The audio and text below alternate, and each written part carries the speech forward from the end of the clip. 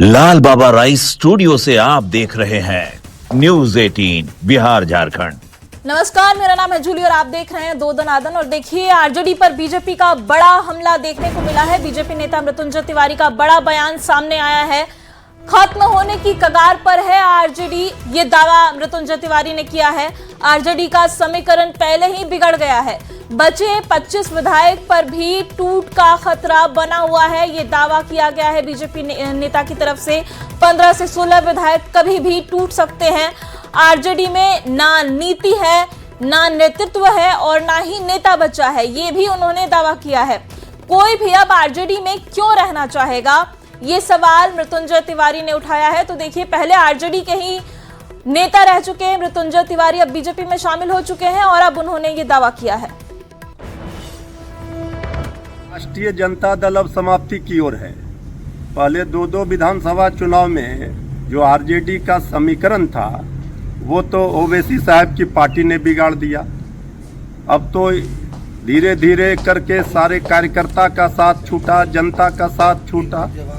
अब जो माननीय 25 विधायक बचे हैं उसमें 15-16 कब छोड़कर चले जाएंगे ये पता नहीं। आगे आगे देखिए होता है क्या, लेकिन आरजेडी सबसे बुरे दौर से गुजर रही है और समाप्ति की ओर है। ना नेता है, ना नीति है, ना नेतृत्व है, ना किसी का कोई वहाँ सम्मान है। तो फिर ऐसे पार्टी में क्यों कोई रहेगा। बयान पर आरजेडी और कांग्रेस ने पलटवार किया है, बयान सुनिए। 1,70,00,000 से ऊपर वोट 2025 के विधानसभा चुनाव में राष्ट्रीय जनता दल और महागठबंधन को प्राप्त हुआ। और सभी को पता है कि किस तरह से भारतीय जनता पार्टी, जनता दल और एनडीए के लोगों ने चुनाव आयोग को माध्यम बना करके चुनाव जीतने का काम किया था और 10,000 रुपये महिलाओं के खाते में भेज करके चुनावी लाभ लेने का काम किया। लेकिन जिस तरह से जनता और जनता के बीच में भारतीय जनता पार्टी 2 चुनाव में परास्त हुई है, एक बक्सर भोजपुर स्थानीय प्राधिकार विधान परिषद के चुनाव में और दूसरे भारतीय जनता पार्टी के राष्ट्रीय अध्यक्ष के चुनाव क्षेत्र बांकीपुर में भारतीय जनता पार्टी को पराजय का सामना करना पड़ा। कैसी विडंबना है। देखिए, राजद की चिंता भाजपा के प्रवक्ता को हो रही है। अरे भाई साहब, अपने सहयोगी की चिंता कर लीजिए। आपके सबसे पुराने सहयोगी जदयू में बड़ी टूट होने जा रही है। जदयू अंदर खाने टूट चुका है, चाहे वो छाताधारी संजय झा जी हो या कुकुर भोज के आयोजक ललन सिंह जी, सब के सब अपने लिए विकल्प की तलाश में हैं। बाकियों की तो चिंता छोड़ दीजिए। केंद्रीय गृह मंत्री अमित शाह का विपक्ष पर वार, विपक्ष सदन को चलने नहीं दे रहा है, यह आरोप केंद्रीय गृह मंत्री ने लगाया है। उन्होंने कहा कि हम सभी प्रकार की चर्चा के लिए तैयार हैं और यह भी उन्होंने कहा कि वो हर सवाल का जवाब देने के लिए खुद तैयार हैं। सबको सुनूंगा और सबका जवाब दूंगा, ये बयान केंद्रीय गृह मंत्री अमित शाह की तरफ से दिया गया है। बता दें कि कल दोपहर 3 बजे तक चर्चा के लिए तैयार है, ऐसा अमित शाह ने कहा है। अमित शाह ने कहा कि मेरी ओर से मैंने भी कह दिया है कि मैं किसी भी सवाल का जवाब देने के लिए तैयार हूं, लेकिन वो चर्चा ही नहीं होने देना चाहते। आज 3 बजे तक वो स्पीकर साहब को पत्र दें और कल 3 बजे तक हम सभी तरह के चर्चा के लिए तैयार हैं। उन्होंने कहा कि मैं खुद सदन में बैठूंगा और सबको सुनूंगा और सब चीजों का जवाब दूंगा। अब विपक्ष को तय करना है कि उनको चर्चा करनी है या फिर हंगामा। देखिए, सबसे पहले तो लापता, भाग गए, भगोड़े हैं, इस प्रकार की भाषा भारत की सार्वजनिक जीवन में और संसदीय जीवन में अभी अभी सुनाई पड़ती है। जब से संसद सत्र शुरू हुआ तब से लगातार मैं संसद में आता हूं, मेरी चैम्बर में बैठा हूं। चूंकि संसद भवन के अंदर विपक्ष संसद को चलने ही नहीं दे रहा है दोनों गृहों में, तो कोई जाकर क्या करेगा। जहां तक चर्चा का सवाल है, सरकार की ओर से किरण रिजिजू जी ने, जो हमारे पार्लियामेंट्री अफेयर्स मिनिस्टर है, उन्होंने बहुत स्पष्ट कर दिया है कि जो नीट आंदोलन के छात्र प्रदर्शन पर सभी प्रकार की चर्चा करने के लिए सरकार तैयार है और चर्चा के लिए समय सुनिश्चित किया जाए। और विपक्ष तैयार हो जाए। पहले तो ये यही मांग कर रहे थे, हमने हाँ बोल दिया। मेरी ओर से भी मैंने कह दिया है कि मैं किसी भी सवाल का जवाब देने के लिए संसद में तैयार हूं, मगर वो चर्चा ही नहीं होने देना चाहते। अब जनता तय करे कौन भाग रहा है। आज भी मैं कहता हूं, आज 3 बजे तक स्पीकर साहब को वो पत्र दे दे। 3 बजे से लेकर कल 3 बजे तक सभी प्रकार की चर्चा के लिए हम तैयार हैं। मैं सदन में ही बैठूंगा, सबको सुनूंगा और सब चीजों का जवाब दूंगा। सरकार के पास छुपाने के लिए कुछ नहीं है। वो भी चर्चा करूंगा कि आपने क्यों चर्चा नहीं चाहिए। भारतीय जनता पार्टी की मोदी जी के नेतृत्व में सरकार, एनडीए की मोदी जी के नेतृत्व में सरकार हर चीज पर चर्चा के लिए तैयार है। संसद वो चलने दे बस। आज मैं चैनलों के माध्यम से इन विपक्ष को कहना चाहता हूं कि आप एक पत्र 2 बजे तक लिख कर दे दीजिए स्पीकर साहब को। 3 बजे से चर्चा चालू कर देंगे और कल 3 बजे मैं जवाब दे दूंगा सारी चीजों का। संसद में चर्चा करने के नियम बने हैं, तरीके बने हैं। अब मुझे कोई कहता है कि आप एक स्टेटमेंट दे दो। इतने गंभीर मसले पर इस तरह से चर्चा नहीं हो सकती है। शायद आपके पद्धति में होगा, मगर संसदीय पद्धति ये नहीं है। संसद में एट लेंथ चर्चा होती है। आज 3 बजे से देर रात तक, जब तक वो बैठे, और कल दोपहर 3 बजे तक हम तो क्वेश्चन आवर भी सस्पेंड करने के लिए तैयार है, अगर स्पीकर साहब अनुमति देते हैं तो। कल 3 बजे तक मैं चर्चा के लिए तैयार हूं। मैं खुद बैठूंगा, हर चीज लिखूंगा और हर चीज का जवाब दूंगा, जिससे देश की जनता के सामने सारी चीजें स्पष्ट हो जाए, दूध का दूध और पानी का पानी हो जाए। अब विपक्ष ने तय करना है कि उनको चर्चा करनी है या हंगामा करना है। और देखिए, केंद्रीय गृह मंत्री अमित शाह के इस चैलेंज पर नेता प्रतिपक्ष राहुल गांधी ने फौरन पलटवार किया है। उन्होंने केंद्रीय गृह मंत्री पर वार करते हुए कहा कि हमें गृह मंत्री के लेक्चर में दिलचस्पी नहीं है। आखिरी वक्त में माहौल बनाने की कोशिश की जा रही है, यह आरोप राहुल गांधी ने लगाया है। संसद में आते थे तो सदन में क्यों नहीं आते थे, ये सवाल उन्होंने पूछा है और कहा कि गृह मंत्री 20 दिन तक गायब रहे हैं। छात्रों को पीटने का ऑर्डर किसने दिया है, यह सवाल राहुल गांधी की तरफ से पूछा गया है। सरकार में हिम्मत नहीं बची है, ये दावा राहुल गांधी कर रहे हैं। झारखंड छात्र आंदोलन पर उन्होंने कहा कि मैं चुप नहीं हूं, छात्रों के खिलाफ हिंसा बर्दाश्त नहीं की जाएगी, ये भी राहुल गांधी ने बयान दिया है। The question is not whether Mr. Amit Shah comes and opines. We don't care what he has to say. Okay? First of all, the most important thing to understand is 20 दिन के लिए गायब हो गए। यहां बैठे थे, गाड़ी आती थी जाती थी, 30 गाड़ियां उनके। Student should know this. 30 cars around Amit Shah. उनके घर के सामने जाइए, वहां पे मतलब 1000 पुलिस वाले खड़े हुए हैं कि कोई बच्चा ना आ जाए। तो गुब्बारे में से गैस निकल गई। अब लास्ट मिनट वो उसमें फिर से गैस भरने की कोशिश कर रहे हैं, बट गुब्बारा फट गया है। अमित शाह हैज नो करेज। वही बीजेपी सांसद जगदंबिका पाल ने कहा कि जिस तरह से उन्होंने रांची की घटनाओं पर चुप्पी रखी है, वो जानते हैं कि इन सवालों का जवाब उन्हें भी देना है। अब गृह मंत्री ने साफ कर दिया है कि वो सदन में खुद जवाब देने के लिए तैयार हैं। अब देश की जनता इस बात को जान गई है कि कौन इस चर्चा से भाग गया है, क्योंकि ये गृह मंत्री का जवाब सुनना ही नहीं चाहते हैं। गोल पोस्ट न चेंज करें। राहुल गांधी इस बात का जवाब दें कि जब एक तरफ गृह मंत्री से जवाब चाहते थे सदन में, और दूसरी तरफ रांची पे जिस तरीके से छात्रों पे शांतिपूर्ण ढंग से उन पे हमला हुआ, उनकी चोटें आई वाटर कैनन से लाठीचार्ज लेकर के, और उस पर चुप्पी साध रखा। सदन शुरू होते ही सदन में हंगामा शुरू कर देते, पूरे मानसून सत्र को नहीं चलने दिया।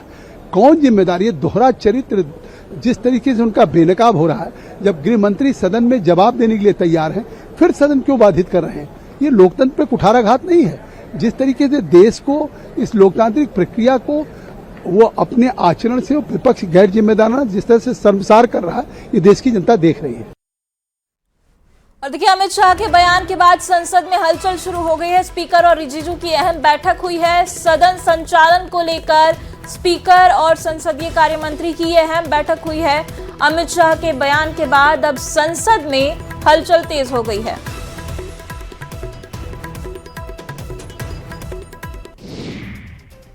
और देखिए, एफसीआरए बिल को लेकर आज संसद से एक बड़ी खबर सामने आ सकती है। सरकार की ओर से बिल से जुड़ी जेपीसी यानी कि जॉइंट पार्लियामेंट्री कमेटी के गठन का ऐलान किया जा सकता है।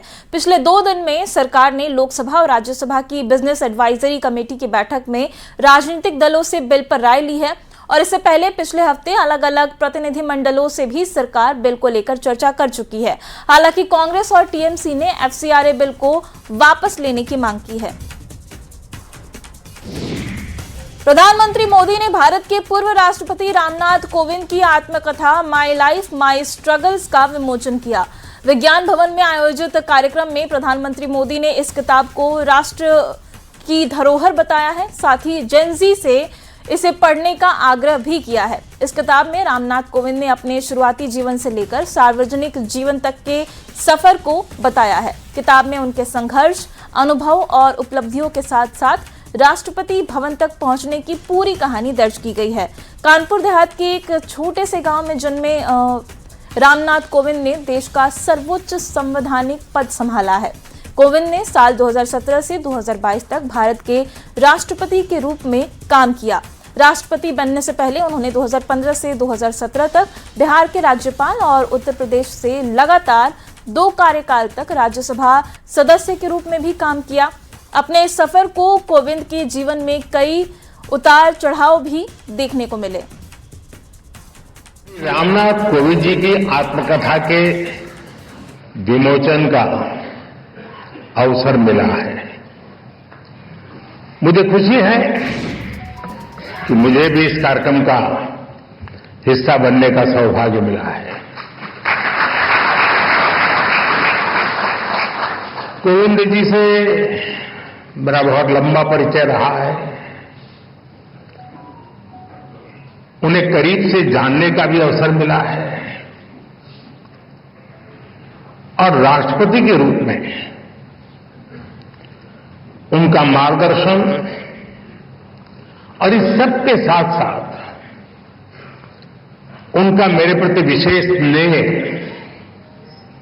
उनकी आत्मीयता, ये मेरी बहुत बड़ी पूंजी रही है।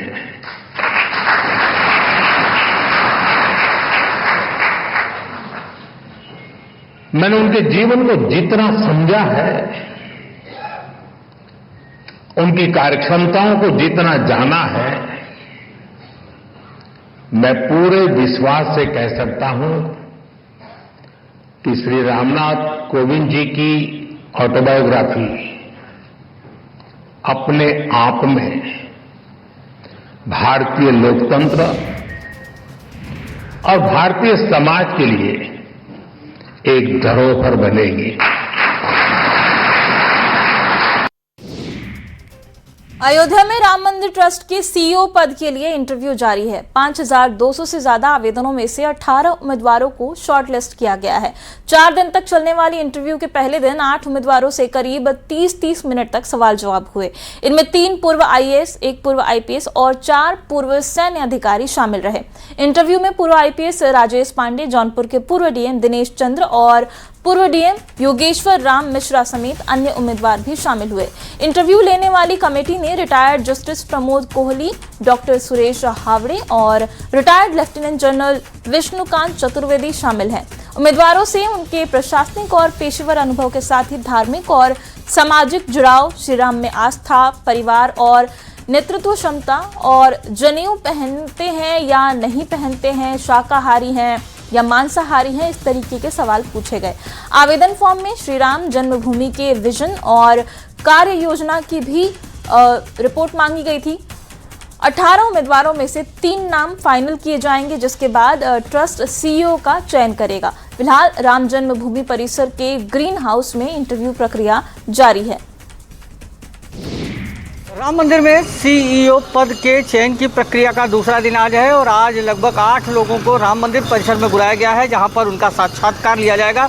इस दरमियान रिटायर्ड न्यायाधीश प्रमोद कोहली के नेतृत्व में 3 सदस्यीय टीम बाकायदा जो आवेदक हैं साक्षात्कार में उनसे क्वेश्चन करेंगे। लगभग 30 क्वेश्चनों की फहरिस्त बनाई गई है। इसमें आज जो है वो प्रमुखता से एक बार फिर राजेश पांडे जो पूर्व IPS हैं उनको बुलाया गया है। इसके साथ ही जो धार्मिक संगठनों से जुड़े हुए लोग हैं जिन्होंने धार्मिक संगठनों में अपनी सेवाएं दी हैं उनको आज बुलाया गया है और उनका साक्षात्कार लिया जाएगा। इस दरमियान 30 क्वेश्चन बनाए गए हैं। उस क्वेश्चन के आधार पर ही बाकायदा उनसे पूछताछ की जा रही है और इसके द्वारा ये सुनिश्चित किया जा रहा है कि इनका अनुभव और इस तरीके विषम परिस्थितियों में जब क्राउड बढ़ेगा तो उसके मैनेजमेंट के लिए क्या करेंगे, राम मंदिर को लेकर उनकी क्या सोचें, इन तमाम छोटे छोटे बिंदुओं पर बात कर उनके साक्षात्कार में क्वेश्चन किया जा रहा है और उनके ओपिनियन के आधार पर ही अब राय बनाई जाएगी। 3 नामों को शॉर्ट लिस्ट कर राम मंदिर ट्रस्ट को सौंपा जाएगा और 3 सितंबर को अयोध्या में होने वाली राम मंदिर ट्रस्ट की बैठक में एक CEO का चयन होगा जो 3 वर्षों की प्रक्रिया होगी और 3 वर्षों के चयन के दरमियान वो राम मंदिर की न्यायिक प्रक्रिया के साथ साथ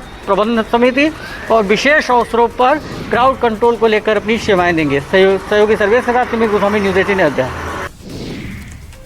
दिल्ली में आज NDA सांसदों की हर घर तिरंगा बाइक रैली निकाली गई। भारत मंडपम से शुरू हुई ये तिरंगा यात्रा इंडिया गेट तक गई। उपराष्ट्रपति CP राधाकृष्णन ने बाइक रैली को हरी झंडी दिखाकर रवाना किया। बड़ी संख्या में NDA के सांसद तिरंगा लेकर बाइक पर सवार हुए। देशभक्ति के संदेश के साथ निकली इस यात्रा में तिरंगे की शान और सम्मान का खास ध्यान रखा गया। हर तिरंगा अभियान के जरिए देशवासियों को तिरंगे के प्रति सम्मान और राष्ट्रभक्ति का संदेश दिया जा रहा है। यात्रा के दौरान तिरंगे की गरिमा और सम्मान का भी विशेष ध्यान रखा जा रहा है। स्वतंत्रता दिवस से पहले जम्मू कश्मीर के बॉर्डर इलाके पर सुरक्षा व्यवस्था और भी कड़ी कर दी गई है। 15 अगस्त से पहले कठुआ की सरहद पर हाई अलर्ट है।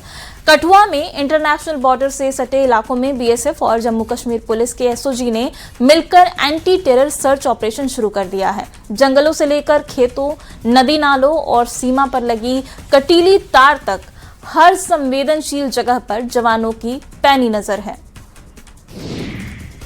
माफिया आतिक के बेटे अबान की सड़क हादसे में मौत हो गई है, जिसके बाद हादसे का एक वीडियो सामने आया है। दावा किया जा रहा है कि अबान के एक्सीडेंट का वीडियो है। वीडियो में देखा जा सकता है कि कार की रफ्तार काफी तेज है और अचानक कार हवा में उछलते हुए सड़क किनारे डिवाइडर से टकराकर पलट जाती है। कार का वीडियो किसी दूसरे कार सवार ने बनाया है। हालांकि न्यूज़ 18 इस वीडियो की पुष्टि नहीं करता है। और देखिए, मुजफ्फरपुर से इस बीच बड़ी खबर आ रही है। बस में भीषण आग लग गई। शॉर्ट सर्किट से आग लगने की आशंका जताई जा रही है। 35 यात्रियों को सुरक्षित बाहर निकाल लिया गया है और किसी के भी घायल होने की खबर इस हादसे में नहीं है। फायर ब्रिगेड की टीम ने आग बुझा दी है। मोतीपुर NH 27 बरजी ओवरब्रिज पर यह हादसा हुआ है।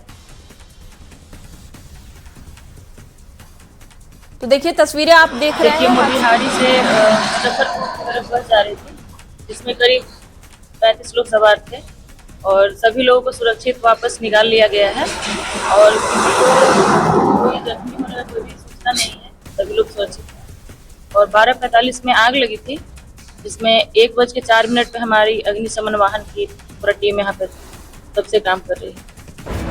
और देखिए, सहरसा से बड़ी खबर आ रही है। सिमरी बख्तियारपुर स्टेशन पर ट्रेन में आग लग गई। कोसी एक्सप्रेस के कोच से धुआं उठा। RPF और फायर ब्रिगेड की टीम ने आग बुझाई। यात्रियों को दूसरे कोच में भेजा गया और ट्रेन को आगे रवाना कर दिया गया। हादसे में कोई भी हताहत नहीं हुआ है और ब्रेक बाइंडिंग से आग लगने की आशंका जताई जा रही है। 3 अगस्त को भी ट्रेन में आग लगी थी। तो तस्वीर आपको दिखा रहे हैं। कोसी एक्सप्रेस में आग लग गई, जिसके बाद यात्रियों को सुरक्षित रेस्क्यू कर लिया गया। खबर खगड़िया से है, जहां रेलवे स्टेशन पर चलती ट्रेन से एक महिला ने बच्चे के साथ छलांग लगा दी।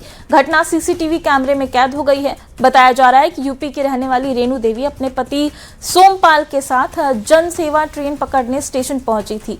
गलती से वो डिब्रूगढ़ चंडीगढ़ एक्सप्रेस में सवार हो गई। ट्रेन खुलने पर गलत ट्रेन में चढ़ने का पता चला, जिसके बाद महिला बच्चे के साथ नीचे उतरने लगी। मौके पर मौजूद RPF जवान रमेश तिवारी ने तुरंत मदद कर दोनों को सुरक्षित बचा लिया।